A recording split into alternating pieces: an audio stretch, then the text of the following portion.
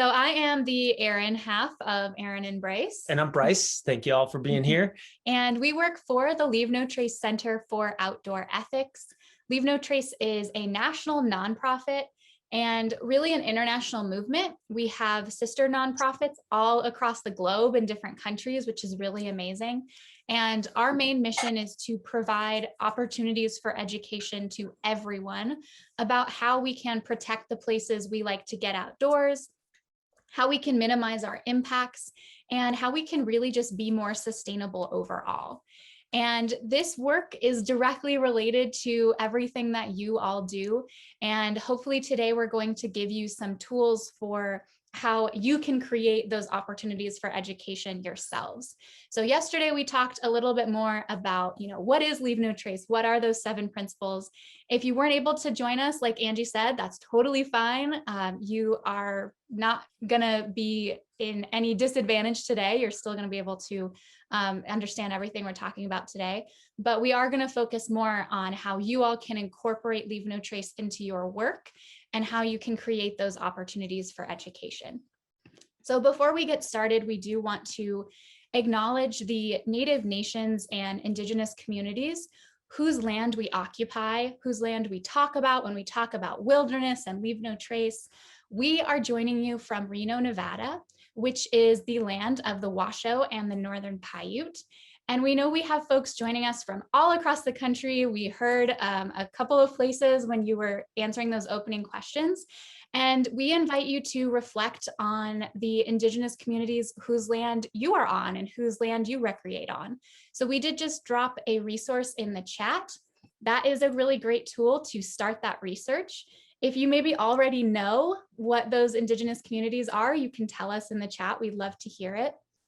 And our purpose with this acknowledgement is really just to honor the traditional ways of stewarding the land that have been practiced since time immemorial and to this day. And we also want to mention that Leave No Trace believes that the outdoors is for all people. But in order for the outdoors to truly be for all people, we need to be committed to diversity, equity, and inclusion as our core values. And one of our action items in this commitment is a comprehensive revision of our curriculum to make sure that it is accessible, that it is inclusive, that it is relevant to all people in all ways of experiencing and connecting with nature. And we're not going to dive too much into that today, but I do think it's just important to be aware of that when we're talking about Leave No Trace and communicating it, we are constantly doing these updates to ensure that things are relevant to all people.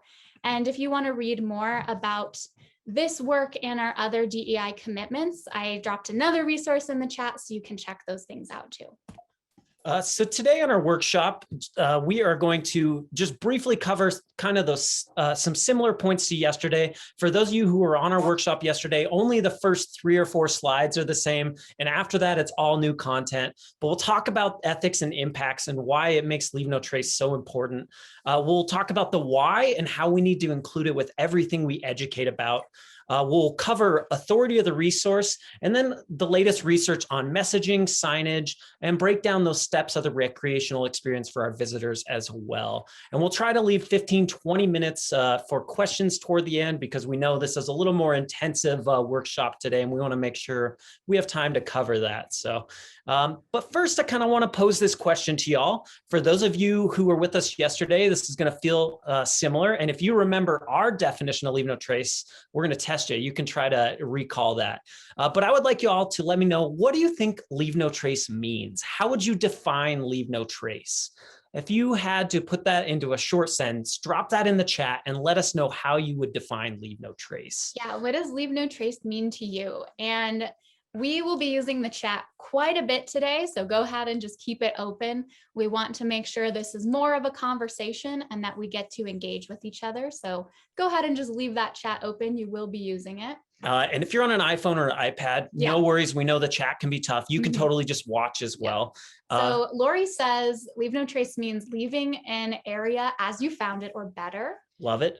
Minimizing human impacts. Great. Yeah. Jackie recreation says, ethic. Ooh, I like very it. good. Jackie says, pack it in, pack it out. Ooh, Emily says a mindset. I really like that. I really like that. Visit as a ghost. I like that too. A ghost might disturb other people's visits, though. You never know. Yeah, maybe. I don't know. So we like to define Leave No Trace as a framework for making good decisions when we go outside. But a few of the things y'all said is important, right? I think minimizing impact is key there, because really even in all the recreation that is allowed, we're still impacting outdoor areas, right? We still have to build roads to get there, trails to hike on. And that's a little bit lesser in a wilderness characteristic area, but not necessarily. We still have to have access to those spaces. So we're always striking that balancing act. In reality, it's leave as little trace as possible. But that doesn't look near as good on the side of our car or on our logo or anything, but that's what we're striving for. And we do that through that framework for making good decisions, giving people the tools, the education, the skills, maybe even the gear they need to minimize those impacts and take care of these environments. Yeah, I like Chaco said that it's a lifestyle, which I think is a really important point. Agreed. Leave No Trace is not just relevant in our outdoor spaces, in our wilderness areas. It's something that is relevant in our day-to-day lives. We can always be minimizing our impacts. And the reason why this opportunity for education is so important, is so crucial, is because there are significant impacts to our outdoor areas, to our ecosystems through human activity. But most of these impacts don't happen maliciously. People don't intentionally visit a national park to harm it, to mess it up. They go there because they want to enjoy that space. They see the value in it. But a lot of times we are unaware, uninformed, or sometimes misinformed about how we can cause impacts. So creating this opportunity for education can empower visitors to become stewards, to protect these places, to put these things into action. Because if we don't know better, we can't do better. And that's where you all really come in, is giving visitors good information that's easy to understand, easy to put into action, and helping them along that way so that they can become stewards of the places that they visit. And the reason it's so important, there's a lot of us going outside, right? Visits to our federal lands are skyrocketing. They're going up year after year. There's a lot of us enjoying these spaces, and that's great. The more people that are out there, the more we can educate and get on board with taking care of nature in the long run. But those impacts Erin was talking about can really start to add up, and we call those cumulative impacts. And I'm sure a lot of you see this happen in your areas that you manage or work on. So just for example of what this looks like over time, we have a relatively pristine, maybe backcountry area, and say some hikers showed up to this area and saw that this looks like a great place for camp, right? Spent a night here, maybe they moved some rocks for a fire pit, and you can see a little trail forming in the background, maybe where they use the restroom or so. A couple weeks later, one more group found this spot and it said it looked like a great spot, but maybe they were just a little larger. There was, a group of 6 of them. And so they expanded that site profile a little while.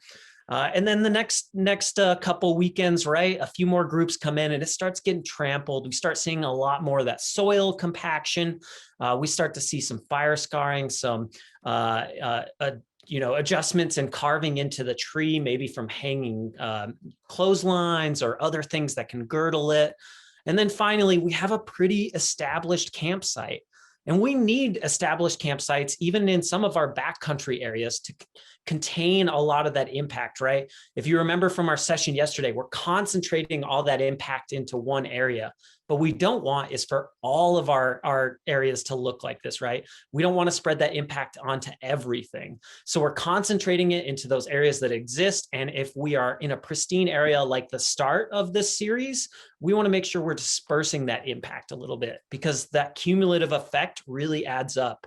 And if a site looked like this, it may take upwards 20, 30 years to completely recover, for that soil to break back apart, and maybe for native plants to get back into these places. So it does have a long-standing effect, and it's important to think about the cumulative impacts that these sites have affecting them. Yeah, and it's also important to help visitors understand that as well, because a lot of times people might think, oh, I'm just one person. What does my one footstep off the trail really do? Or what does my one time I didn't pick up dog poop really do. But we want to help connect those dots, that it's not just one person, one time, it's every visitor, every week, every weekend of the entire year. And that can really add up. And that's where we see those real changes in our ecosystem. So these impacts can happen in a wide variety of ways. We have impacts to wildlife, changing their habits, disrupting them, causing them to flee. We have impacts to soil, kind of like Brice was just showing us with that soil compaction. Vegetation can be lost in all of those areas. We can also have those tree carvings, wildflower picking, that kind of stuff. Campfires can be hugely impactful in the form of wildfires, but also in the form of sterilizing soil and moving those rocks to create fires. Cultural resources can often be permanently impacted. We've seen a lot of examples of this recently in the news with the defacing of petroglyphs and sacred sites in the American Southwest. And those things are, like I said, permanently damaged, and it's something that is oftentimes lost forever. We also have impacts to our waterways. This can be in the form of contamination and pollution. And while we might be able to filter those things out, the plants and animals that depend on these areas cannot. And then our impact to other visitors. This is social impacts. It's overcrowding, it's noise pollution. It's the effect we have on others' experiences, on their ability to get the benefits from nature that they're seeking. Maybe it's solitude, maybe it's a certain type of activity like bird watching. And we want to be mindful because, as we mentioned, the outdoors are for all people, and we want everyone to have those benefits. Science is telling us more and more that there are direct mental and physical health benefits from spending time outdoors, and we want to preserve that experience as well. So these are some photos of impacts. And as you're looking at these photos of impacts, I want you to tell me in the chat if they make you feel anything. If this photo makes you really excited and really want to go outside, tell me that in the chat. If you have the opposite reaction, tell me that in the chat. So let me know how these photos, how these impacts make you feel. Ooh. We've got disgust from Hattie. That's a good word. We've got super frustrated, disheartened. I like that word a lot. That's a good way to describe it. And a lot of these are probably things that you see in your work every day too. So it might even feel like, it might feel like, oh, I know that looks exactly like my area where I work. We've got discouraged and overwhelmed. Overwhelmed is a really good word because a lot of times as land managers, as people who work in conservation, it's our job to address these impacts, to try to mitigate them, and it can be very overwhelming. So the reason why we have an emotional response to impacts to these photos is because we have an outdoor ethic. And our full name is the Leave No Trace Center for Outdoor Ethics, not the Leave No Trace Center for Outdoor Rules. The 7 principles are not rules for how we should go outside. They are tools to help us have that framework for making good decisions, to help us build our personal outdoor ethic and our collective kind of cultural outdoor ethic. And our ethic is personal. It is unique to each of us as individuals, and it's based on so many things. It's based on how we learn certain activities, where we go outside, the culture that we're in, even that culture as being someone who works in the conservation space or in the wilderness space. And the more we can break down what goes into our outdoor ethic and better understand it, and the outdoor ethic of our visitors, the better we're going to be at educating and communicating. So we are going to tap into that a little bit, and you should see a poll pop up.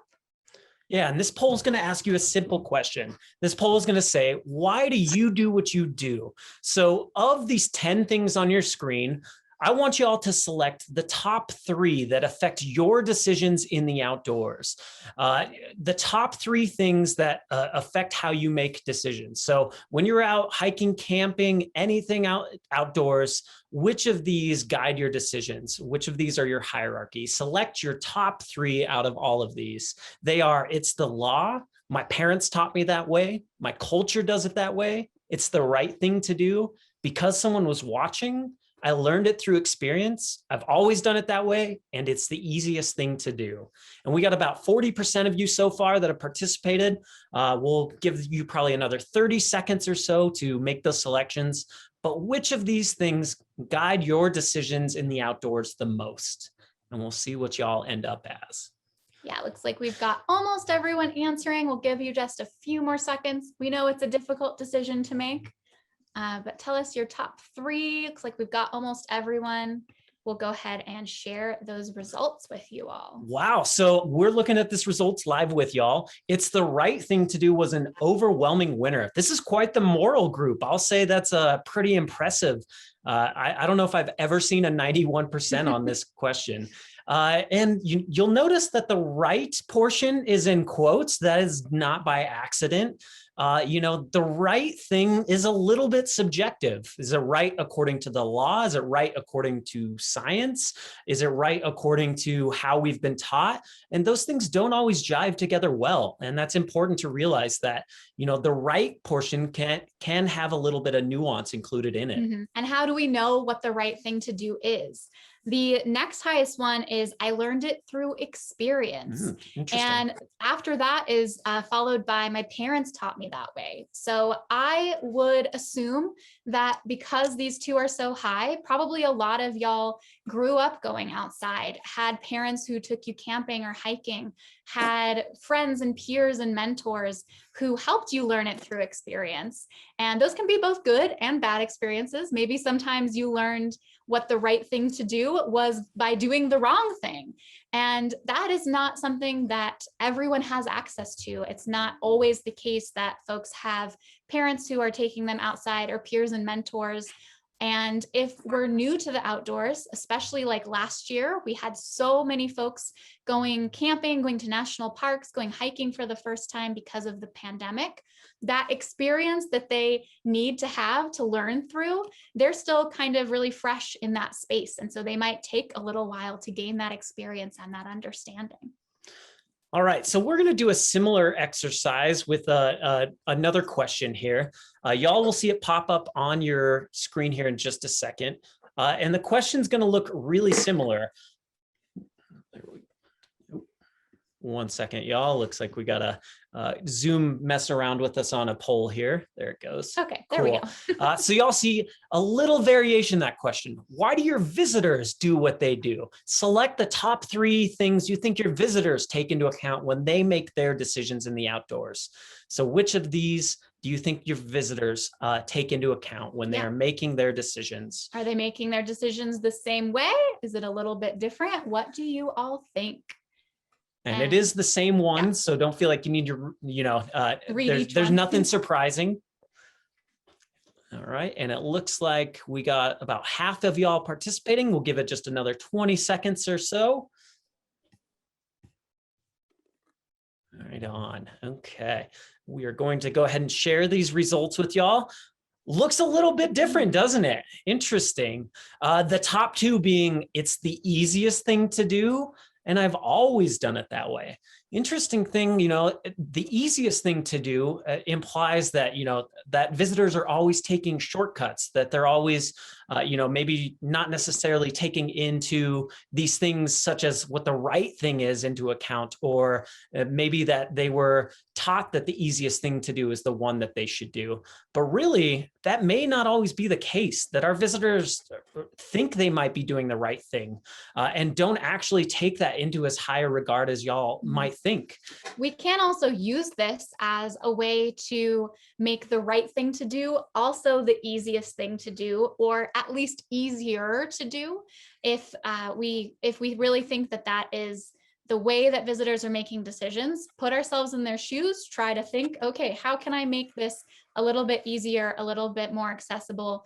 How can I make it kind of an automatic thing that people might be doing if they were in this space? Something I like to point out is that it's the right thing to do went drastically down when you're thinking about your visitors. And if we asked your visitors these questions, they would likely rank that one pretty high. I think if we asked visitors, their hierarchy may look really similar to that first poll we did, in which we asked you how you make your decisions. So really, it's just kind of changing your point of focus, right? And realizing that there's not malintent typically. People are out there to enjoy nature, to be a part of this experience. And if we assume that from the beginning, we're going to have a lot better interaction, and our educational events are going to be a lot more successful as well. Yeah, and I do want to mention one thing. Cassidy mentioned it in the chat, but because someone was watching also jumped up pretty significantly. And this can sometimes be because we think, or visitors think that maybe they'll get in trouble, maybe there's a consequence, or it can even be that kind of there's some peer pressure, there's some modeling that happens. So we can also, again, take this into consideration when we're trying to create this culture of leave no trace, set folks up for success. How can we use the things that go into an outdoor ethic that affect how we come to a certain behavior and utilize them to help us influence that behavior?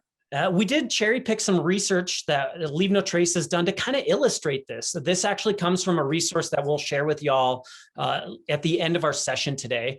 But in this study that we did in the national park system, 55% of visitors that we surveyed said it was very appropriate to leave behind food scraps for animals. 55% is a significant amount. And then that same survey, so mind you, the same people, 60% of them rated themselves as above average to expert leave no tracers. So all this does is illustrate that gap between knowing what the right thing to do is and giving folks that education is all we're trying to bridge, so that they're going to be leave no trace stewards in the future. It's just that, I think someone said it earlier, a little bit of misguided direction. It's all about that education. That's what we want to look for. Well said, Jackie. Yeah. It's all about that education. It's like we said before, if we don't know better, we can't do better. So when we're thinking about how we can influence visitors' behavior, we have these three pillars, these three E's that we can utilize. The first is education, which is really what we're talking about today. It's the focus of Leave No Trace, and it is really powerful in helping to kind of fill that gap. But there are two other pillars, and they're worth acknowledging, they're worth keeping kind of in the back of our mind as we talk through things today. The second is enforcement. So this is that because someone was watching. This is the rules and regulations, the permits, where you can and can't camp, the fine or the ticket that might be associated with things. And then the last one is engineering. So engineering is how we set up the area. Where's the trash can? Where's the bathroom? How is the trail built? All of those things can come together to do making the right thing to do, also the easiest thing to do, or a little bit easier. So these things are all important. We are focused on education, but keep those three E's in mind as we talk about things today. There's also two gaps in knowledge, and these are our ultimate goal of filling in when we're educating our visitors. A lot of folks in today's modern world don't have an understanding of the natural world around us, specifically its systems, right? Think of things like a food web or water drainage. Those big, huge natural systems are kind of foreign to us. They're not as well known as maybe when we lived closer to nature 100 years ago. And because of that, our understanding of the consequences of humans being in that ecosystem are also limited. We don't realize that, by feeding wildlife that we're messing up a food web, or by bathing in a river, we are adding to the pollution of that water drainage. So anytime that we are educating visitors or having one-off conversations about impacts, these are the two gaps of knowledge we want to fill. And if we can fill in these two gaps of knowledge, we are a lot more likely to make these folks leave no trace stewards in the future and to pass this information along. And we group these two pieces of information together and call them the why. Yes, and the why, we want to be included in everything that we do, and every interaction and every social media post, every brochure, every sign, we want to include the why. And there have been studies that show that when visitors understand that what they're being asked to do is actually effective, is actually meaningful, they are significantly more likely to do those things. So we want the why to be there so that people understand these aren't arbitrary asks. We aren't just giving them rules. We aren't just trying to make their trip more difficult. We are trying to protect that place, and these actions really do help in that protection. And at Leave No Trace, the way that we teach the why, the way that we incorporate it is through our 7 principles. And these 7 principles are the ways that visitors can put Leave No Trace into action. They're tools for us as educators to help communicate Leave No Trace. And we're not really going to spend very much time on them today at all, but we do want to just briefly talk about them and show you the 7 principles hand signals, just in case you weren't around yesterday. They are a really powerful tool for remembering the 7 principles, for teaching them in a really quick and engaging way, and give us the opportunity to at least mention each of them, since we're not really going to spend any time on them today.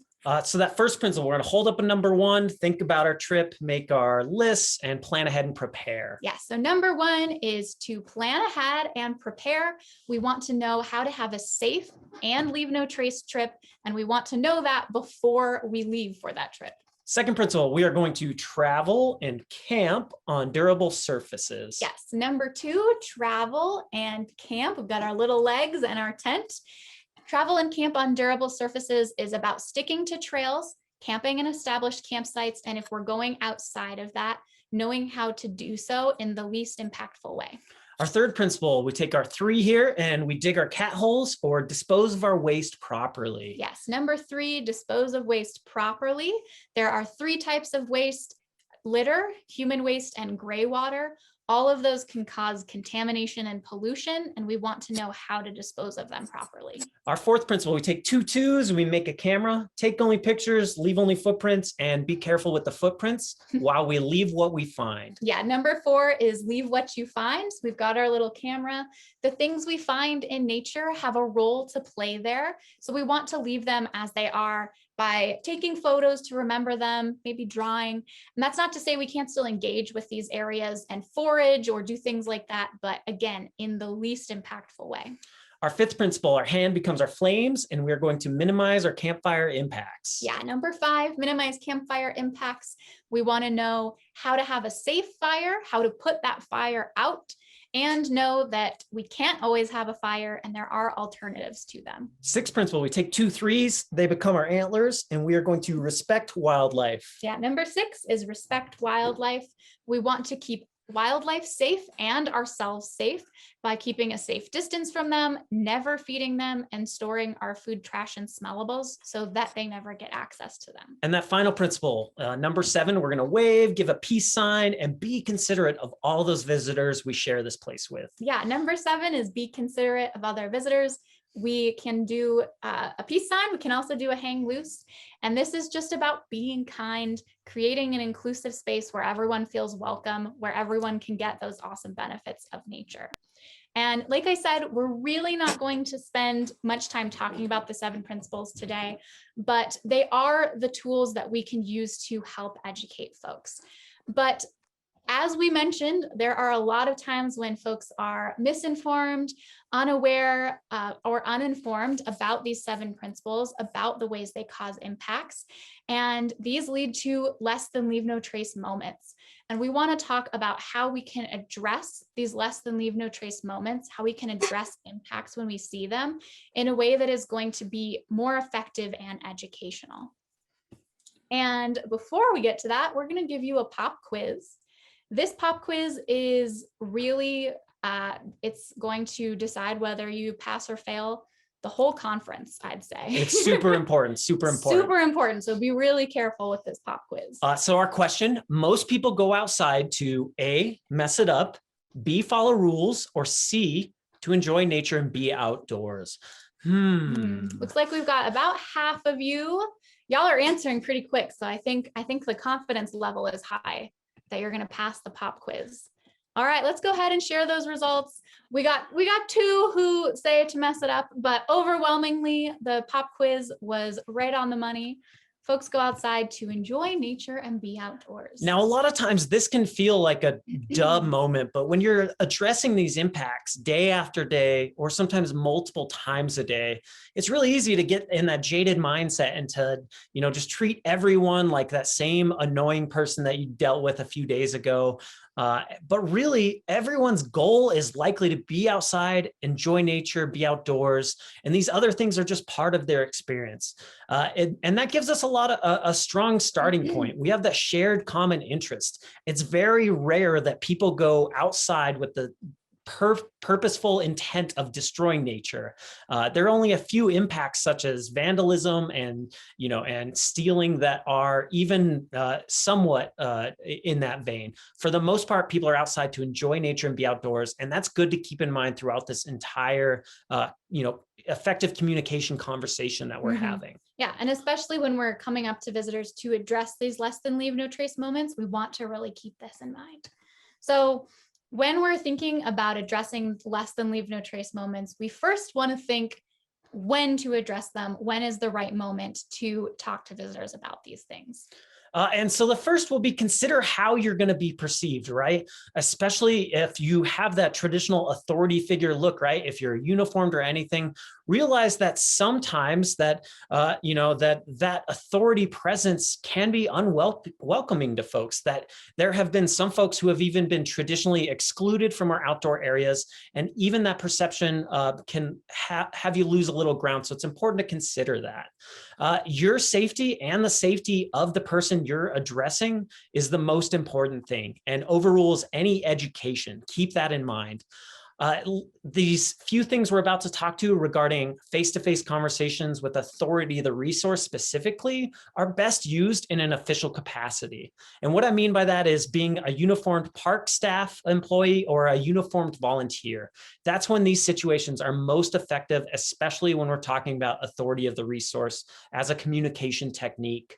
But what we can do is focus on that sphere of influence around us, modeling good behavior to not only the folks that are at our park, but to the people who we interact with day to day, our friends, our family, all the people around us.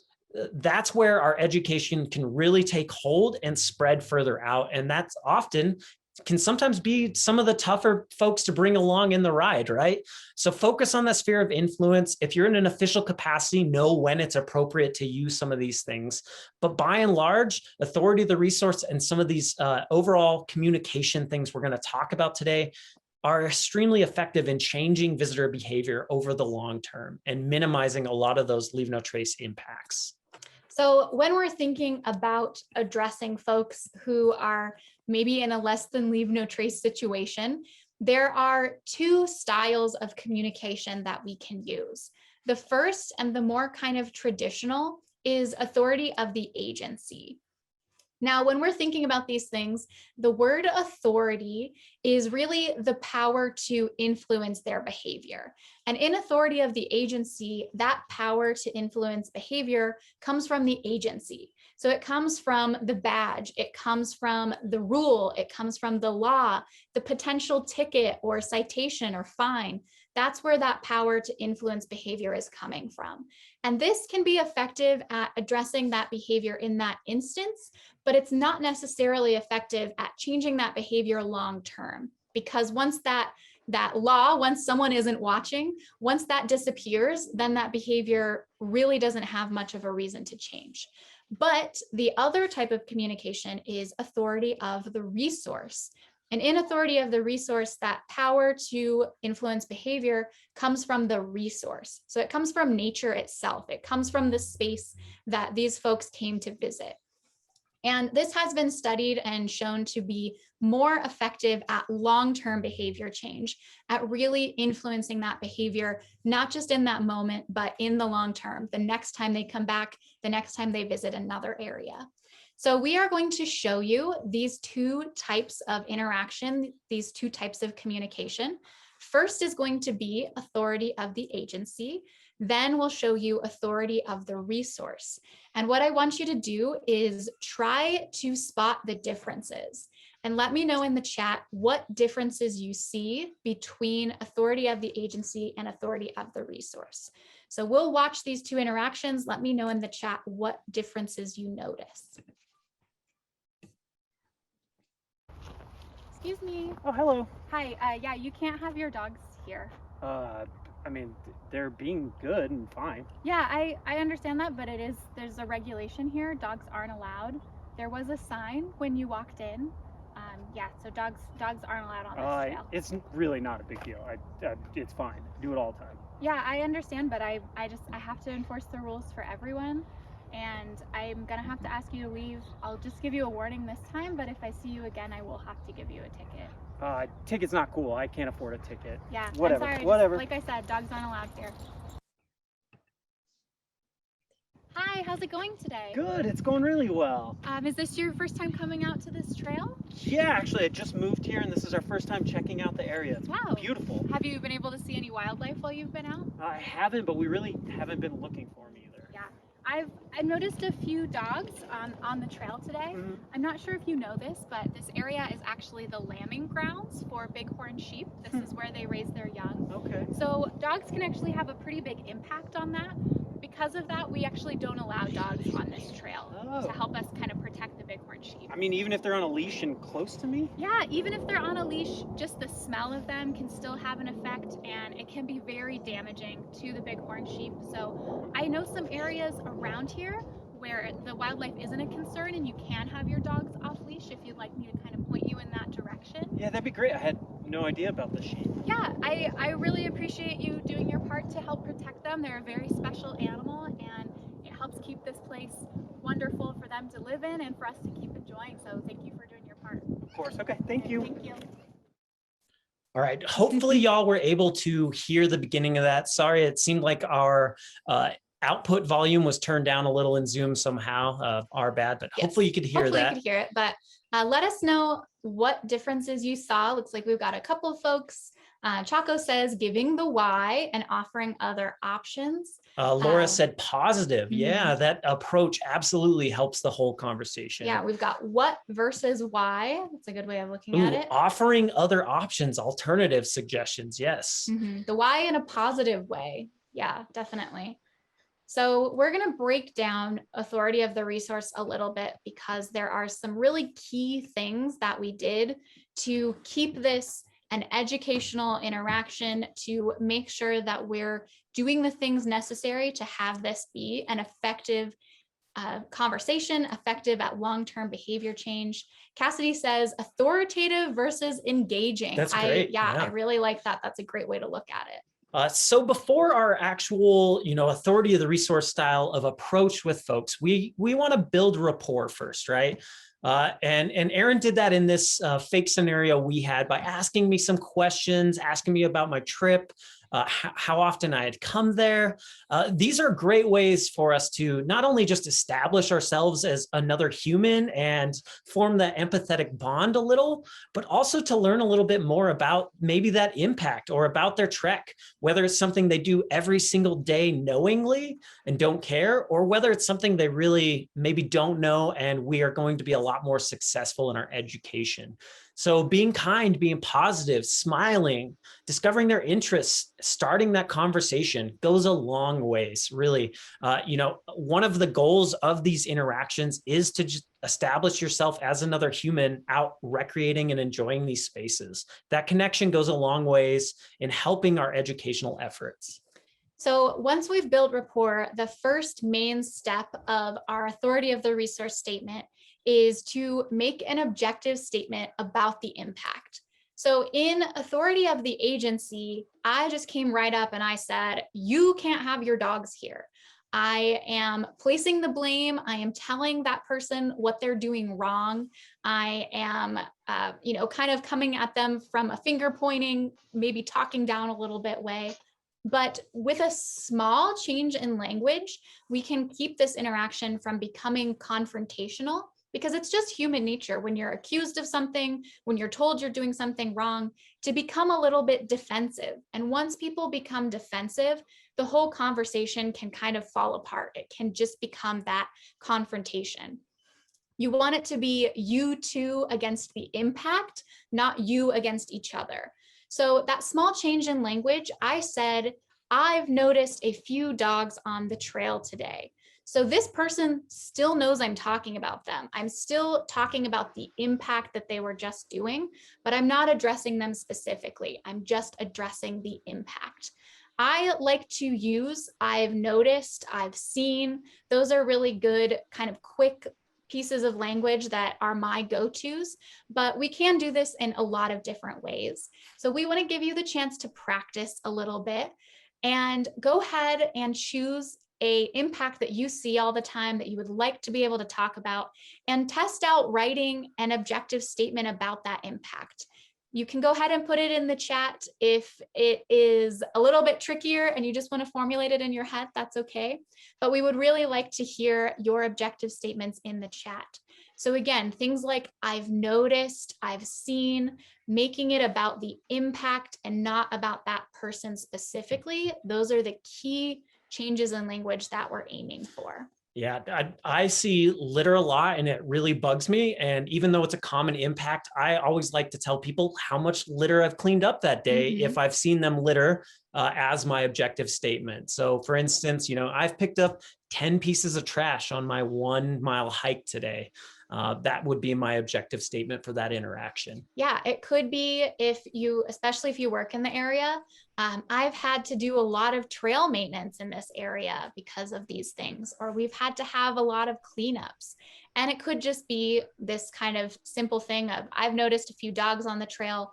I've noticed a few pieces of litter on the trail today. But this small change in language really goes a long way in keeping this an educational interaction and not a confrontation.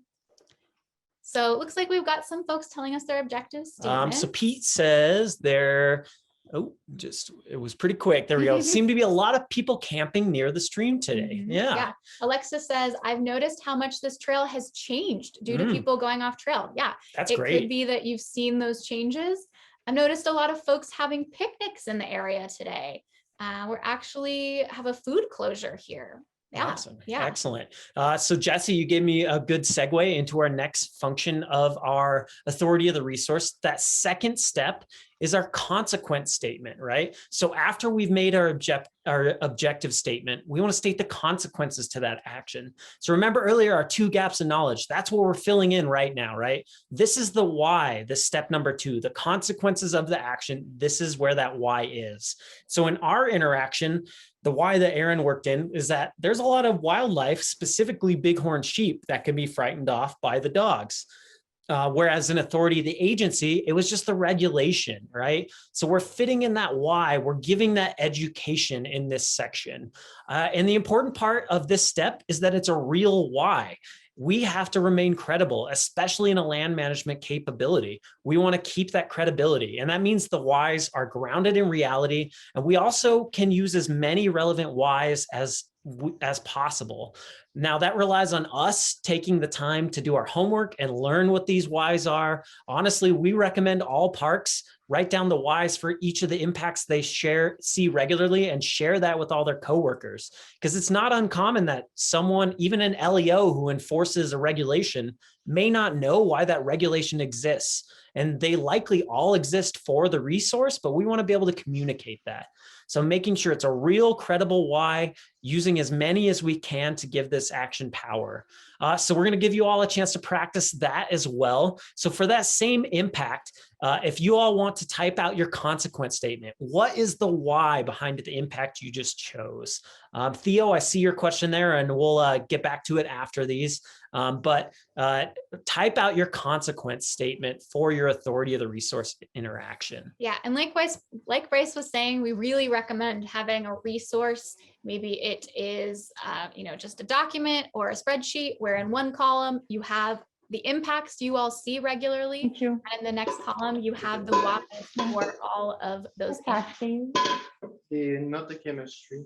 Oh, te sale el icono. Oh, we have someone unmuted. I'm gonna go ahead. Apologize if we can yeah. find, perfect. All right. So Theo, we'll get to your question in just 2 slides. It's actually going to come up naturally, but drop those consequence statements in the chat for us and let's see what y'all come up with. And the reason we're doing this is just to kind of practice a little bit. If we were all together doing this workshop, we'd pair off and do our own fake authority of the resource interactions. Mm-hmm. Alexis says, if we continue to see these impacts, we may have to close the trail. Yeah, that sometimes those kinds of whys can speak even more to people. And that's a really great example of a time when there are multiple whys. For a lot of these impacts, it's not just one clear-cut why. There are a lot of different things that go into why this is something we don't want visitors doing, why there is maybe that rule or regulation in place. And based on that build rapport stage, we can probably see what why might speak to this visitor more. And we can maybe pepper in a couple of them as we're talking about it. Louis, that's good.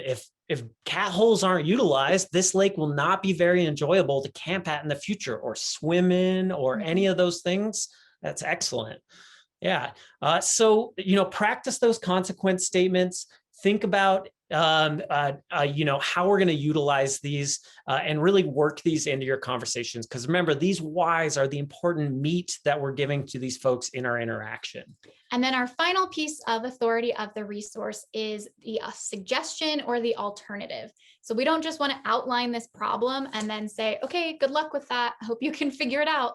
We want to help this person solve the problem. And it might not be that they can solve it right then, but we still want to try to give them the tools maybe for next time. So this is where the leave no trace practice comes in, the minimum impact practice comes in. For this example, I mentioned that there are other areas where you can have your dog off leash. Maybe I could talk a little bit about how important it is to research that before you visit areas because of these concerns. And this is going to be very specific to the impact you're talking about, to your area, but it's important to still provide the suggestion or this alternative so that this person knows how they can do better next time, how they can help to minimize this impact and keep it positive. Like we did in our example, we said, thank you for doing your part. Help folks understand that by doing these things, they're a steward of this place. They're helping to protect it because people like to feel like they are doing their part for the places that they love.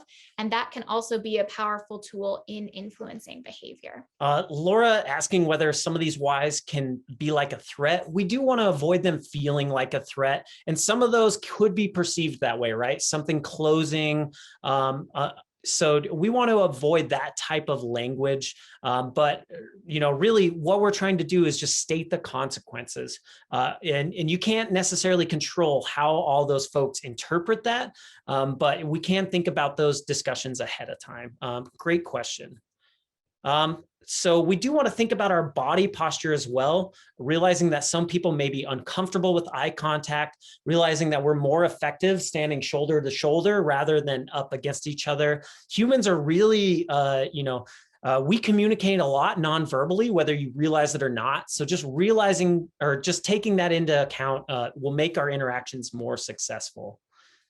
And then our ultimate goal is realizing that this is long-term self-realized behavior change, right? That these are education that we're giving is a lot more effective when they come to their own conclusions. There are some times authority, the resource simply won't work. I said earlier that personal safety of someone may be vandalizing or stealing things, those are best left to LEOs and calling 911. You're not going to educate someone out of those impacts. And then the last thing I want to say in relation to Theo's question is that authority of the resource and authority of the agency are not mutually exclusive. You can go through this entire scenario, and if you're an LEO, give them a ticket or a fine at the end of that scenario. but at least they know the reason for that fine, the why behind it, and that it exists to protect nature, right? They have the educational piece built in. So absolutely, these two things work together in conjunction. They're necessary sometimes, right? There's a reason fines, regulations, and permits exist, but we just want to make sure that the folks who maybe are interacting with our LEOs or those people who write fines, that they know where it's coming from and why it's there. It's also important to remember that authority of the resource is a conversation with another real human, and it doesn't always go step 1, step 2, step 3. There's a person responding to you. So try to practice this with your coworkers, and just know that if you can fit all of these things in, no matter the order of them, we're going to still have that heightened level of effectiveness. It's not super important, the order, it's just that we are taking these adjustments to our language, we're helping to explain the why, and we're helping them to understand how they can improve that behavior next time. Authority of the agency and authority of the resource aren't just for our in-person communication. We can take these lessons, these things, and apply them to our signage. We can apply them to our websites, to our pamphlets, anything we hand out. And so this sign here from Virginia is actually an example of an authority of the agency sign. It says, "It is illegal to swim or wade in the Potomac River. Violators fined $200. Doesn't tell me why, doesn't give me any other information, doesn't say if I go 100 feet downstream that I'm totally okay to swim. What it should tell you is that many people have drowned in this area because of a dangerous undertow, and you shouldn't swim anywhere near it. So that why would be important.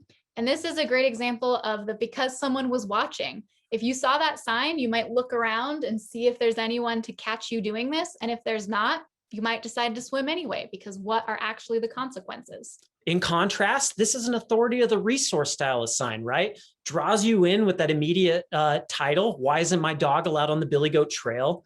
And then all these whys, right? Whys that range from taking care of nature to also keeping your dog safe from Lyme disease. Hitting that laundry list of whys, likely one or two of these will resonate with that person. And over time, we are going to be a lot more likely to change their behavior in the long run. So it absolutely can apply to our signage as well. Yeah, our signage, our social media, anytime we are talking about these impacts, we can think through those authority of the resource steps. There are some other things that we know from research that make our communication, our signage more effective. One of these is that information near potentially problematic areas has been shown to be one of the more effective things we can do. It's great to have information on our website and in our visitor center, but we also want to think about where those behaviors might occur and how we can have some messaging there. And there is messaging overload. We'll get to that in a minute. So it's not every single instance this might happen, but a great example of this is this sign on the slide here. This is from Joshua Tree National Park, and it is a sign about how this particular wall is not open to climbing right at the wall. So right where that potential behavior might happen. We also know that personal contact with either a volunteer who is in uniform or a person on staff who is in uniform can be the most effective use of our time. It's been shown to be more effective than signage, than other types of communication. So we want to think, where is this already happening? Where are visitors interacting with uniformed staff or volunteers? And how can we harness that interaction? Maybe when they check into campsites, when they get their map, when they get a permit, how can we harness that interaction? And we can also combine these things to have kind of a super effective use of our time and our resources. A great example of this is from the Buffalo National River in Arkansas. This is a national river where paddling is really popular, but they had a really big issue with litter because folks were putting in their boats, flipping over, none of their trash or items were secure, and all of those things were just going down the river. They had to do regular cleanups because it was just a constant flow of trash. So they decided they would have a uniformed ranger near the potentially problematic area at the most popular boat launch every Saturday morning for just a couple of hours. That ranger hung out, they called them tailgate sessions, hung out on the tailgate here, talked to visitors as they arrived. Do you have a trash bag? Do you know how to secure your items? And just these couple of hours with the uniformed ranger near the potentially problematic source drastically reduced the amount of litter, drastically reduce the amount of time they had to spend on cleanups. So we can try to combine these things and really target our time and our resources towards where we can kind of combat those impacts right when they're about to happen. There are some other things we know. I mentioned that signage and information overload. We know that there is such a thing as too much information. And when we provide too much, when we have too much signage, visitors just ignore all of it. And they look at these things and think, I'm not going to read that. That's way too much, and just go right by it. So research tells us that we really want to focus on kind of boiling this down, choosing the most important things. And the magic number is 7 ± 2. So we really want to boil things down, focus on the most important pieces of information, and make that really easy to read and easy to digest. So when we're thinking about that, we want to be clear, concise, easy to understand. We want to focus on a 7th grade word level. I will drop a resource in the chat in just a moment called the Hemingway app, where you can put your text for signs, for things, pamphlets, things like that, and it'll let you know what grade level it's at and where you can maybe make adjustments. Especially in the federal government or the state government, we've got a lot of jargon, and we really want to make things easy for visitors to understand. We also want to provide a range of approaches. So things like visual signage, like photos. We have international visitors. We have visitors who don't speak English or English as a second language. And we want to make sure that we, as much as possible, make this information accessible and easy for them to understand as well. So thinking about that range of approaches. Alexis, thanks for sharing that in the chat. That's a great way to, bring Leave No Trace out to your campers that you're interacting with and open that discussion. Absolutely. So we are going to talk about trailhead signage a little bit too. Likely a lot of us interacting with wilderness areas, there isn't a ton of signage back in the wilderness. So our trailhead signage is really our last chance to give some information to folks right before they head out on that trail or that area. And so we want to think about the effectiveness of those signs. And in reality, a lot more people stop and at least glance at that sign than you would think. 71% of hikers will stop and read a sign. Now, the average time they spent looking at it was only 22 seconds, so it wasn't significant, but it went up a little bit if it was 80 seconds, and only a small percentage of them read the sign long enough to process every message. Now, there are some nuggets we can take out of here. And the first is that we can catch a lot of people in a short amount of time with our trailhead signage. So we need to make sure it's efficient. And we're going to explore that a little bit with playing a little activity here. We're going to put 22 seconds on my stopwatch. And on the next slide, I have a trailhead sign from a wilderness area actually up in northern Idaho.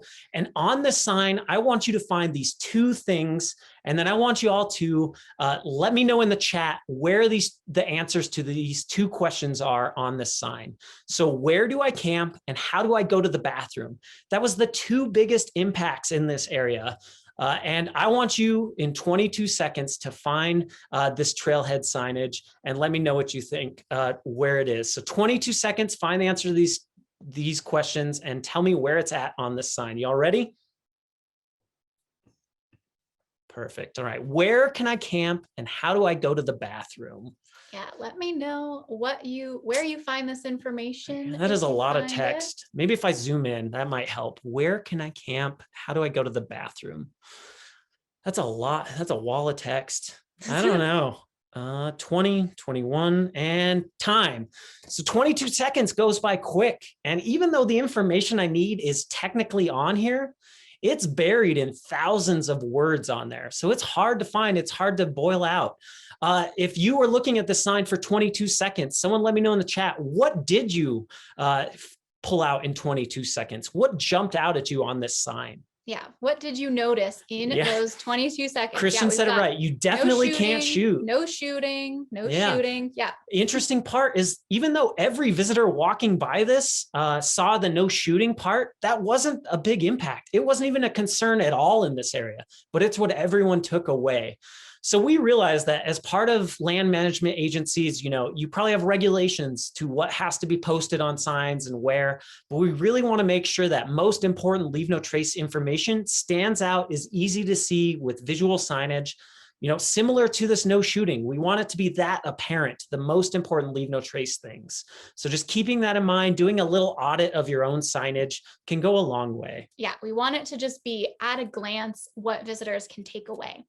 And the final thing that we're going to talk about today, the final thing we can use to consider how and when we're communicating and how we can be the most effective, is the steps of the recreational experience. So every single trip that we take, that our visitors take, goes through these 5 steps of the recreational experience. And they can be, seem kind of simple, seem kind of obvious, but when we actually break down our trips and our information and messaging into these stages, we can really gain a lot and see where we maybe have room for improvement. So the first stage of any single trip is anticipation. This is where we plan for the outing, we do our research, we look up on social media where we want to go, we maybe look at a map, and we decide on what we're going to do. Next, we're going to travel to, maybe we get on a bus, in a car, maybe we bike there. We might stop at a gateway community or a gas station, maybe a visitor center, and we're traveling to that area. Next, we're on site, we're actually there, we're doing our activity. Maybe we go to a ranger-led program, we see some signs, and then we're going to travel back. We get back in the car, back on the bus, back on the bike. This time we might stop and get a souvenir. We might stop just to double check some things in those gateway communities, get a snack. And then we're going to arrive home and have a reflection stage. We think about our trip, what went well, what didn't go well. We post things to social media, we tell our friends about our trip, and we reflect on that overall experience. So looking at these 5 stages, I want you to tell me in the chat, where do you think is the most common stage for people to learn about Leave No Trace, learn about how to protect the area they're visiting? Which is the most common stage for folks to learn about how to minimize their impacts? What do you all think? Let me know in the chat. And you can just type the number, you don't have to type the whole thing. So we've got 3 on-site, 3. Got a couple of folks saying maybe number 5, maybe number 1, but I think overwhelmingly y'all are saying on-site, which is accurate. The most common time that people report learning about these things, that we find that people learn about Leave No Trace or protecting an area, is when they're actually on site. But now I want you to tell me in the chat, where do you think is the most effective time to reach visitors with this information? Ooh, there was a couple quick ones there. Yeah, we've got number 1, number 5. Number 5 is, to be fair, also pretty effective, but that anticipation phase is the most effective time to reach folks, because if they don't learn things until they're on site, maybe they can't change their behavior. They didn't learn that the trail is too muddy to be out on a mountain bike right now, or that they need a bear can, or that there's not a bathroom. These things are hard to change in the moment. And once visitors have already traveled all the way there, they've already made all their plans, it can be difficult to get them to change their behavior. So we really want to focus our efforts on that anticipation stage. But really what we want to do is try to work this information into every single stage of the recreational experience. We want to consider their entire trip so that Leave No Trace is reinforced throughout the trip. So if you maybe miss it in anticipation, you're going to get it in travel too. And then it's going to be reinforced while you're there, when you get back, when you're reflecting. It really helps to create a culture of minimizing our impact, of practicing Leave No Trace. And we can really identify a lot of key spaces to hit people by breaking these things down. So anticipation is things like social media, reservations, web pages. Travel too is those gateway communities, those contact stations, maybe even hotels and Airbnbs. On site, that's our signage, our junior ranger programs. Travel back, that is things like those souvenirs, like things that we give people to maybe do on their drive home. And then reflection, that's social media. Again, that is maybe collecting emails and sending a follow-up email. A survey. It can be a social media contest like what Glacier National Park does, where visitors can share how they protected Glacier National Park on social media. And then the park reshares those posts so that they get kind of a little bit of a reward.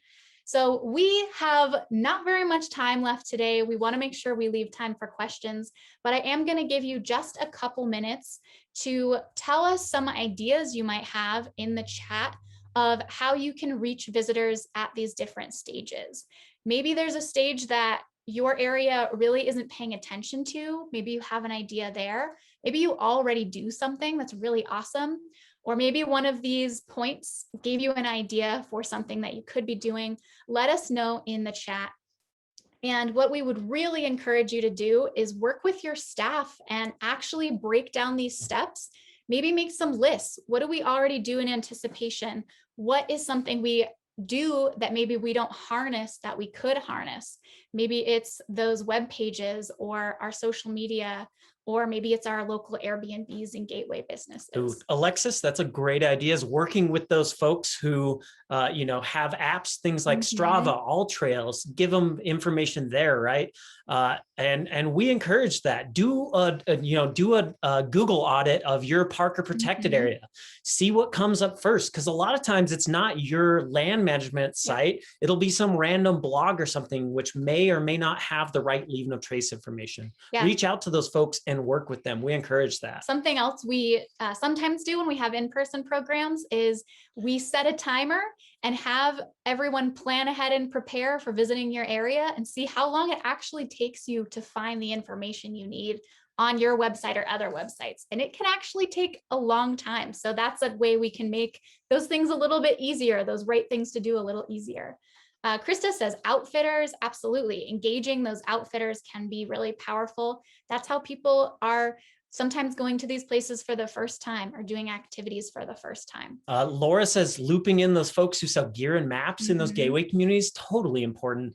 We worked with a park in Oregon that's pretty remote, and they recognized that there's only a handful of rest stations coming from any direction to this park. And so they put some information, or at least looked into putting some information in those restrooms. And I guarantee you probably caught most folks headed to that park with the leave no trace information they needed.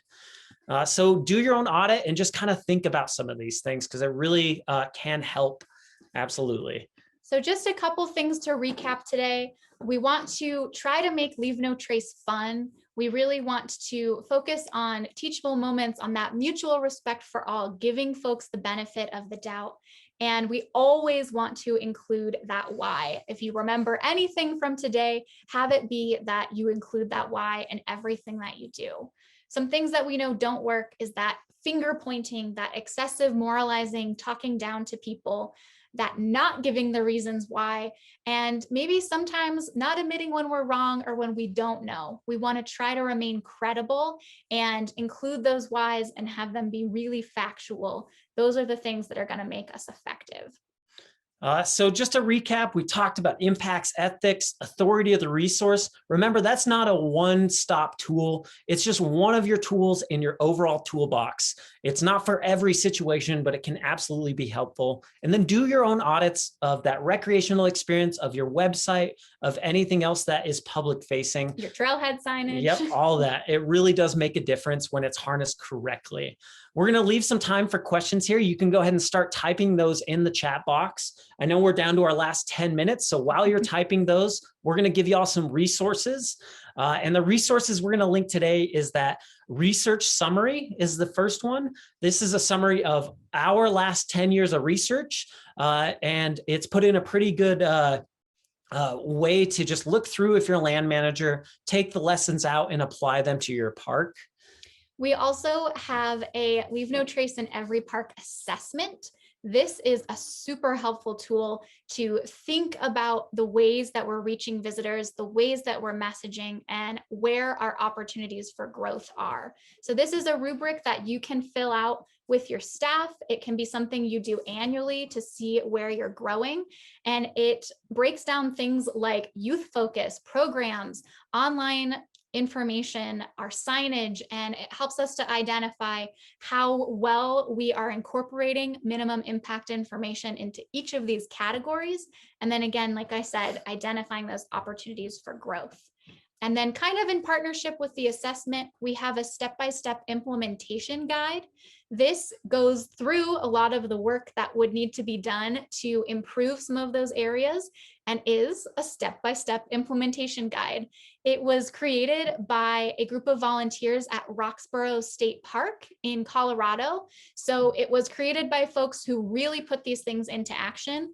They did such a great job that they became a Leave No Trace Gold Standard site. And it really breaks down how they did these things, how they were able to implement it into all of their work. So those resources are in the chat, but we do want to have that time for questions. I want to address one that Louis brought up just a little bit ago. It's really hard to stop the spread of misinformation about both front country and backcountry camping that proliferates online. Any thoughts? Now, you're totally right. It is hard to police the entire internet with the information that you want folks to know. So what I recommend is just really looking at what already exists concerning your site. Like I said earlier, doing that Google audit, reaching out to blogs and other sites that maybe have wrong information, or if you want them to include good information. And once that existing web image is kind of cleaned up, I encourage y'all to set up some search engine alerts, some Google alerts, so that anytime anyone writes about your site or your forest or protected area, you're alerted to it immediately and you have that opportunity to reach out as soon as it gets posted.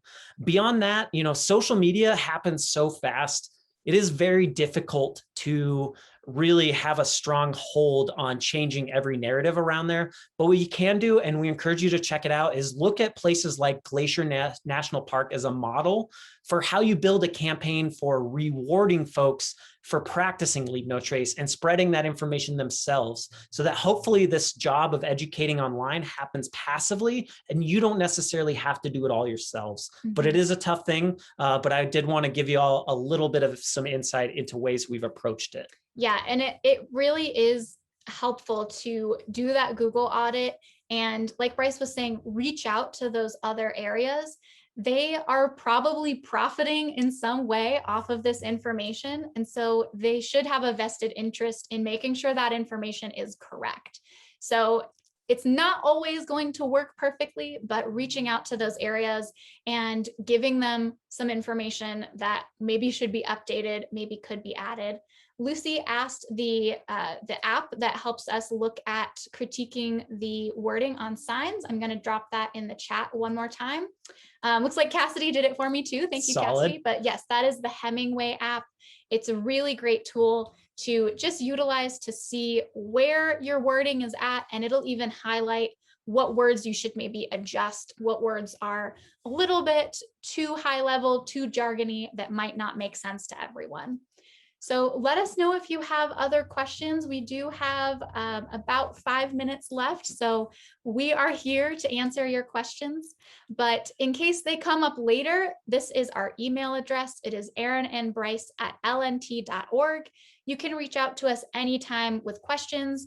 If you need additional resources, if you maybe can't find something or something doesn't exist that you want us to create, reach out to us, because really our organization works directly with you all so that we can provide that support, provide that curriculum, and help you all in the work that you do protecting these places. Alexis, that's a great question. So Alexis asked, doing signage and work on Forest Service roads, how do you find a balance of signing areas? You don't want to necessarily pollute everywhere with signs, and you're finding that there are a lot of areas where people are driving off route or hiking off route. It is, you know, there's no one-stop answer for when it's too much or when, you know, we're hitting that limit of over signing. We do know that if we harness those things by putting it in the problematic areas, by really concentrating it to those areas that are facing those impacts, that is where it's going to be most effective, or at least at the first instance. But you're right, our solution shouldn't be to sign everything, and that presents some challenges. Yeah, we also want to think about not just signage, but things like natural barriers, things that visitors might not even notice, but can still kind of, direct them. So maybe it's more something that engineering pillar of those 3 pillars we talked about. Maybe it's more an engineering question, and how can we maybe engineer this place a little better, because it can be really tricky when there's social trails all over the place, or there's parking spots all over the place, and you can't put a sign at every single one. Another thing to consider is that not all signage has to be permanent signage. Not all signage has to be a really nice interpretive sign. We can just print things off and laminate them and have them be just temporary signage to help address a problem kind of right then, and understand that it's not going to last, or that maybe we want to test out some language or test out some placements. I know that is easier said than done, because we all are working at the capacity we're at. We don't have enough people working in our parks, but that can be a tool to kind of help us decide what the best permanent signage might be later on. Awesome. I don't see any other questions. Ray, I appreciate the shout out. We have been presenting together for upwards of 4 years now, so we've gotten pretty used to knowing each other's talking points. Yeah, we've had some practice. But we really want to thank you all for joining us today and yesterday. If you were able to join us yesterday, really do reach out to us, reach out to, Brice and I, to others within our organization. We really are here to provide support. You can have trainings for other staff. You can request free traveling trainer visits and virtual trainings if that's something that you're interested in. Pretty much everything on our website, on our YouTube channel, everything that we create is there for you all to use. So don't feel like you need to reinvent the wheel. Take these things, harness them, and put them into action, because that's really where we see the benefit in our spaces, is not just Brice and I talking to our computer about these things, but all of us putting these things into action. So we really appreciate your time today.